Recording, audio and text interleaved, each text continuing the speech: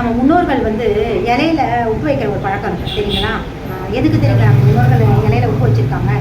ஒரு பழக்கம். அதாவது ஒரு எல்லா சுவைகளுமே எல்லாருக்குமானதாக ஒரு பொதுவான உணவே கிடையாது, புரியுதுங்களா? எல்லாருக்குமே அவங்கவுங்க உடல் அவங்கவுங்க உள்ளுறுப்புகளோட தேவைக்கு ஏற்ற மாதிரி தான் சுவை மாறுபாடு அப்படிங்கிறது இருக்கும். நான் இதை பற்றி ஏற்கனவே சொல்லியிருக்கேன். அது நாக்கு அறிவுறுத்தும். இதில் மிக மிக முக்கியமான தவிர்க்கவே முடியாத ஒரு சுவை வந்து உப்பு சுவை இல்லையா? மித்த உணவுகள் எல்லாமே, மித்த சுவைகள் எல்லாமே ஒரு நாள் நம்ம எடுத்துக்குவோம், ஒரு நாள் எடுத்துக்க மாட்டோம். ஆனால் உப்பு இல்லாமல் எதுவுமே சாப்பிடவே முடியாது. நம்ம வந்து உப்புன்றது ஒரு மிக மிக முக்கியமான ஒரு சுவை. அது வந்து உடலுடைய இமீடியட் எனர்ஜி கொடுக்கக்கூடிய ஒரு சுவை. நம்ம உடலுக்கு இமீடியட்டாக ஆற்றலை வழங்கக்கூடிய ஒரு சுவையாக வந்து உப்பு இருக்குது, சரிங்களா? அதனால தான் உயிர் சக்தியை கொண்டிருக்க சிறுநீரகத்துக்கு பலம் கொடுக்குற ஒரு சுவையாக வந்து உப்பு சொல்லுவாங்க. ஏன்னா உப்பில்லாத பண்டம் குப்பையிலே அப்படின்னு சொன்ன வாசகத்துக்கு பின்னாடி இத்தனை பெரிய விஷயம் இருக்குது. ஏன்னா உப்பு இல்லை அப்படின்னா உயிர் சக்தியை, அதாவது சிறுநீரகம் அப்படிங்கிற நீர்மூலக உறுப்புகளில் முக்கியமான உறுப்பு சிறுநீரகம். அப்போ சிறுநீரகம் நீர்மூலக உறுப்புகள் அப்படின்ற அதில் ஏற்படுற பிரச்சனைகள் அது ஒன்று இல்லை அப்படின்னா உடம்புடைய எந்த இயக்கமும் முறையாக நடக்காது. உயிர் சக்தியை சுமந்திருக்கிற ஒரு உறுப்புகளே வந்து நீர்மூலகம் தான். உயிர் சக்தியை சுமந்திருக்கிற ஒரு மூலகம் வந்து நீர்மூலகம் தான். அப்போது அந்த நீர் மூலகத்தை பலப்படுத்துகிற ஒரு சுவை வந்து உப்பு. அப்போது இதை தான் அவங்க இந்த நீர்மூலகத்துடைய உயிர் சக்தி தான் உப்பில்லாத பட்டம் குப்பையிலேன்னு சொன்னாங்க. உயிர் சக்தி பலகீனமாக ஆகிடும். எப்போ பலகீனமாகும்? அதை நம்ம முறையாக செயல்படுத்தலை, அதற்கான முறையான உணவை வழங்கலைன்னா, அதற்கான முறையான உணவு எது?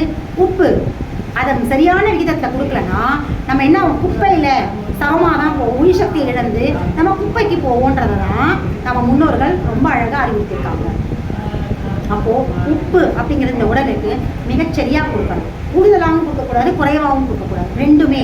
இதை தான் மிகினும் குறையினும் நோய் அப்படின்னு சொன்னாங்க. அப்போ உப்புடைய சத்தை நீங்கள் சரியாக கொடுத்தீங்கன்னா உயிர் சக்தி பலமாக இருக்கும், நீர் மூலகம் பலமாகும். நீர் மூலகம் பலமாக இருந்தால் அது சார்ந்த எல்லா உறுப்புகளும் பலமாகும். அப்போ நீர் மூலகத்தோட உறுப்புகள் எல்லாம் பலமாக இருந்தால் உயிர் சக்தி பலமாக இருக்கும். உயிர் சக்தியோட பலம் எல்லா உறுப்புகளையும் முறையாக இருக்கும். ஏன்னா எல்லா உறுப்புகளுக்குமே எல்லா மூலகங்களுக்குமே உயிர் சக்தி அப்படிங்கிறது மிக மிக முக்கியமாகும். உயிர் சக்தி இழந்தாச்சுன்னா அந்த மூலகமும் பலகீனமாயிடும், உறுப்புகளும் பலகீனமாகும். இதை தான் உப்பில்லாத பண்டம் குப்பையிலேன்னு சொன்னாங்க. இதை நம்ம முன்னோர்கள் இந்த பழமொழியை புரிஞ்சு வச்சுக்கிட்டு தான் உப்பு எல்லாருக்குமே பொதுவாக எல்லாருக்கும் ஒரே மாதிரி இருக்காது. ஒருத்தருடைய உடல் உப்பு வந்து அதிகமாக கேட்கும். அப்போ அவங்களுக்கு சாப்பாட்டு உப்பு அதிகமாக தேவைப்படும். ஒருத்தருக்கு கம்மியாக தேவை. அது உடம்புடைய மாறுபாடு. அந்த உயிர் சக்தியுடைய தேவையின் அடிப்படையில் தான் உப்புடைய தேவையும் இருக்கும், சரிங்களா? அப்படி இருக்க பட்சத்தில் என்ன பண்ண முடியும்? எல்லாருக்குமே பொதுவானதா உப்பை குறைச்சி தான் சமையல் செய்வாங்க. ஏன்னா உப்பை வந்து அதிகமாகப்படுத்திட்டா குறைக்க முடியாது, ஆனால் குறைச்சிட்டா நம்ம தேவைப்படும் போது போட்டுக்கலாம் இல்லையா? இதுதான் சமையலோட கலை இல்லையா? அதனால் உப்பை குறைச்சி சமைச்சிட்டு இலையில முதல்ல உப்பை வைப்பாங்க. ஏன் முதல்ல உப்பை வைப்பாங்க அப்படின்னா உப்பு தான் பிரதானம், உயிர் சக்தி தான் பிரதானம் அப்படிங்கிற ஒரு தத்துவத்தை தான் அந்த உப்பு சொல்லுது. தண்ணியை வைப்பாங்க, அடுத்து உப்பு வைப்பாங்க. நீர் தான், இந்த உடம்பு நீரால் ஆனது, இந்த அண்டம் நீரால் ஆனது. முக்கால்வாசி பகுதி 3/4 of the earth is made up of water. 4/3 பங்கு நீரால் ஆனது இந்த அண்டம். அதே மாதிரி தான் இந்த உடலும் 4/3 நீரால் ஆனது. அதனால தான் முதல்ல நீரை வைக்கிறாங்க. அதற்கப்புறம் உணவில் உப்பு சுவையை முதல்ல வைப்பாங்க. உணவு சாப்பிட்றதே சுவைக்காக தான். அதான் அந்த தத்துவமே. உணவு சாப்பிட்றது உணவுக்காக இல்லை, வாய் வரைக்கும் தான் உணவு. அதற்கப்புறம் உள்ளே போகிறது எல்லாமே சுவையில் இருக்க சத்துக்கள் மட்டும்தான். இந்த உணவு அப்படிங்கிற இந்த வாய்க்கு மட்டும்தான். அப்போ அதில் இருக்கிற சுவையும் சத்தும் தான் உள்ளே போகும். ஸோ இந்த தத்துவத்தை புரிஞ்சுக்கிட்டு தான் உப்பு முதல்ல வைப்பாங்க. உப்புன்றது உப்பு உணவு இல்லையே, சுவை தானே. அப்போ சாப்பிட்றதுக்கான அடிப்படை என்ன? சுவைக்காக தான் நம்ம சாப்பிட்றோம், உடம்புடைய தேவைக்காக தான் சாப்பிட்றோம் அப்படிங்கிற அறிவுறுத்துறதுக்காக தான் அங்கே உப்பை வைப்பாங்க. சரி, உப்பு ஏன் வைக்கிறாங்க? இத்தனை சுவைகள் இருக்கும்போது உப்பை ஏன் வைக்கிறாங்க அப்படின்னா உப்பு தான் இந்த உயிர் சக்தியை பலப்படுத்துறது. அதை குறைச்சி போட்டுருப்பாங்க. தேவை எவ்வளோ உனக்கு தேவையோ அதை நீ சாப்பாட்டில் ஆட் பண்ணிக்க. உனக்கு எவ்வளோ உப்பு தேவைன்றதை ஆட் பண்ணிக்கங்கிறதுக்காக தான் உப்பு தனியாக வச்சாங்க. நீங்கள் அதிகமாக சாப்பிட்றதா இருந்தால் அதிகமாக போட்டுக்க, குறைவாக சாப்பிட்றதா இருந்தால் அதுக்கேற்ற மாதிரி போட்டுக்கன்ற நம்ம உடலுடைய அறிவியலையும் உடலுடைய தேவையையும் கன்சிடர் பண்ணும்போது தான் நம்ம முன்னோர்கள் எந்த அளவுக்கு சாப்பாட்டுக்கும் சுவைக்கும் உடலுடைய தேவைக்கும் முக்கியத்துவம் கொடுத்தவங்க நம்ம முன்னோர்கள் நம்ம புரிஞ்சுக்கணும்.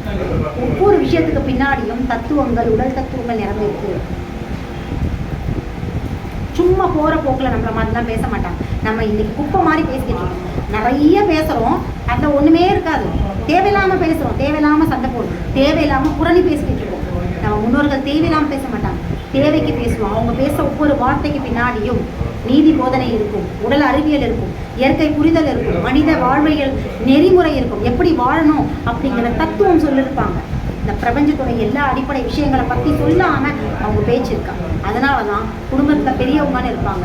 எல்லா வீட்டில் இருக்கிற சின்னவங்களும் அவங்க பெரியவங்களுக்கு முன்னாடி கை கட்டி நிற்கிறதோ இல்லை தலைவணங்கி நிற்கிறதோ அவங்க சொல்கிற வார்த்தைக்கு மறுபேச்சு பேசாமல் இருப்பாங்க. காரணம் என்ன அப்படின்னா அவங்கக்கிட்ட அந்த உடலுடைய தத்துவங்கள் எல்லாமே தெரிஞ்சிருக்கும். அவங்க சொல்கிற அறிவுரைகள் எல்லாமே வாழ்க்கையை சரியாக வாழ வைக்கிறதுக்கான அனுபவங்கள்.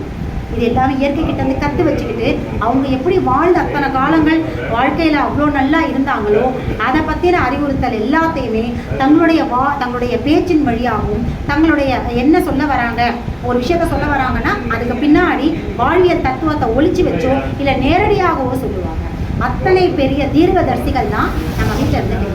வெறும் அவையாரும் திருவள்ளுவரோ இல்லை அகத்தியரோ இல்லை தேரையரோ இல்லை தீர்த்தங்கரர்களோ பெரிய ஞானிகள் இல்லை கௌதம புத்தரோ, ஒவ்வொருத்தர் வீட்டில் இருந்த ஒவ்வொரு ஒவ்வொரு முதியவர்களுமே தீர்க்கதரிசிகள் தான். ஒவ்வொருத்தருமே 100 வயசு வரைக்கும் மிகச்சரியாக வாழ்ந்து தன்னுடைய வாழ்வை முடித்து ஆரோக்கியமாக தான் இறக்க போகிறத, தன்னுடைய உயிர் தன்னுடைய உடல்லேருந்து பிரிய போகிறத முன்னாடியே உணர்ந்தவங்க. இது எல்லாருக்கும் இன்றைக்கி யாருக்கா தெரியுதா? இன்றைக்கி வந்து நம்ம வீட்டில் பெரியவங்க இருக்காங்க தெரியுதா? ஏன் அன்னைக்கு இருந்த பெரியவங்க தான் இறக்க போகிறத முன்னாடியே தெரிஞ்சுப்பாங்க. அந்த அறிவுறுத்தல் அந்த உணர்தல் அவங்களுக்குள்ளே இருக்கும்.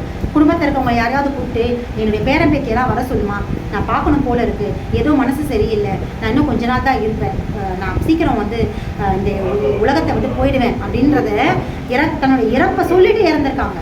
கண்ணை மூடினாங்கன்னா கண்ணை திறந்தா மறுநாள் இருக்க மாட்டாங்க, அப்படியே கண்ணை கூடி சாய்வாங்க. அப்புறம் பார்த்தா அவங்க இறந்துருப்பாங்க. வலியே இல்லாமல் ரொம்ப ரொம்ப இதமாக இறப்பை கூட சுகம், பிரசவத்தை மட்டும் சுகமாக இல்லை, இறப்பையும் கூட சுகமாக அனுபவித்தவங்க தான் நம்ம முன்னோர்கள். பிறப்பையும் சுகமாக அனுபவித்தவங்க தான், இறப்பையும் சுகமாக அனுபவித்தவங்க தான் நம்ம முன்னோர்கள். ஆனால் இன்னைக்கு இந்த பிரபஞ்சத்தோட சிஸ்டமை தெரிஞ்சுக்கிறோன்னு என்னென்னமோ முயற்சி பண்ணுறோம். ஆனால் ஒரு முயற்சியும் இங்கே பலிக்காது. ஏன் பலிக்காது?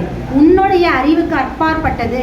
நீ ஒரு பிளான் பண்ணினா அந்த பிளானை புரிஞ்சுக்கிட்டு இந்த இயற்கை வேற ஒரு சிஸ்டமை கொண்டு வரும். நீ நினைச்சாலும் நீ போடுற எதுவுமே இந்த இயற்கை கிட்ட செல்லுபடியே ஆகாது. உன்னுடைய திட்டம் இங்கே செயலிழக்கும். அதுதான் இந்த பிரபஞ்சம். நீ என்ன வேணா திட்டம் போட்டுட்டு வா, இயற்கை கிட்ட ஒண்ணுமே நடக்காது. உன்னுடைய செயற்கையே உனக்கே அறிவை கொடுத்ததே இயற்கை அப்படின்னும் பொழுது அந்த அதை புரிஞ்சுக்கிறது கூடவா இயற்கையால தெரியாது? ஆனா மனிதன் தான் தனக்கு தான் பெரிய அறிவாளி மாதிரி தன்னை தான் இயற்கையவே மிஞ்சிட்டு போற மாதிரி ரொம்ப பெரிய ஆக்டிங்லாம் கொடுப்பான். ஆனா நம்ம முன்னோர்கள் அப்படி இல்லை. இயற்கையை புத்தி செஞ்சு போனாங்க, இயற்கையை புரிஞ்சுக்கிட்டு நடந்தாங்க, இயற்கையோட வாழ்ந்தாங்க, இயற்கைக்கு எதிராக எந்த செயலும் செய்யலை. அதனால தான் இறப்பை கூட அவங்களுக்கு அறிவுறுத்துச்சு நம்ம இயற்கை. நீ சாக போகிறப்பா சாவு. ஆனால் அதை பற்றி அவங்க ஃபீல் பண்ணவே இல்லை. இப்போ நிறைவான வாழ்க்கையை வாழ்ந்துட்டாங்க. நிறைவாக அவங்க போகிறதுக்காக சந்தோஷமாக போகணும்னு அவங்க நினச்சதும் கிடையாது. அதே சமயத்தில் இறப்பு வரும்போது பயந்ததும் கிடையாது. இப்படியான ஒரு மனசமநிலையோடு வாழ்ந்தவங்க தான் நம்ம முன்னோர்கள்.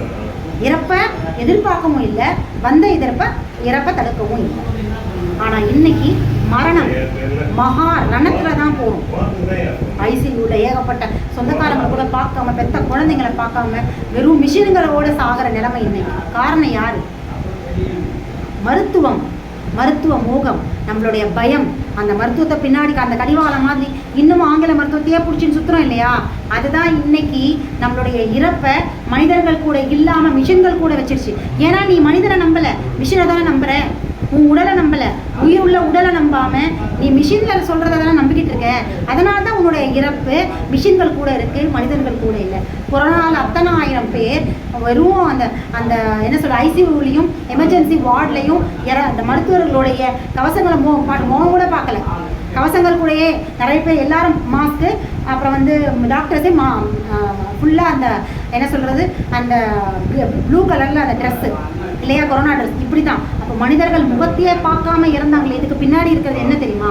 ஒவ்வொரு மனிதனும் இறந்த ஒவ்வொரு மனிதனும் உயிர் உள்ள தன்னுடைய உடலை நம்பலை. அதை நம்பாமல் மிஷினை நம்பினான், ஆய்வு கூடத்தை நம்பினான், ஸ்கேனை நம்பினான், எக்ஸ்ரே ரிப்போர்ட்டை நம்பினான். இதை நம்பினதுனால தான் அவங்க இறப்பு மனிதர் முகத்தை கூட காட்டாமல் மிஷினோடையே செத்தான். ஸோ நீ எதுவாக ஆக நினைக்கிறாயோ அதுவாகவே ஆவார். உன்னோட இறப்பும் அப்படித்தான் இருக்கும். நம்ம முன்னோர்கள் அப்படி இறக்கல, மனிதர்கள் கூட வாழ்ந்தாங்க, மனிதர்களை நம்பினாங்க, தன்னுடைய உடலுடைய இயற்கையை புரிஞ்சுக்கிட்டாங்க, தன்னோட உடலுடைய அறிவியலோட ஒத்திசைஞ்சு வாழ்ந்தாங்க. அதனால அவங்க மனிதர்களை பார்த்துட்டு திருப்தியா நிறைவா இறந்தாங்க. இப்படி ஒவ்வொருத்துக்கு பின்னாடியும் தத்துவம் இருக்கு, ஒவ்வொரு விஷயத்துக்கு பின்னாடியும் தத்துவம் இருக்கு. என்ன நடக்குதோ அதுக்கு பின்னாடி காரணம் இல்லாம எதுவுமே இல்லை. இந்த பிரபஞ்சத்துல காரண காரியம் என்று எதுவுமே சாத்தியப்படாதுன்றதும் சொல்லியிருக்காங்க. அதற்கு பின்னாடி இதுதான்.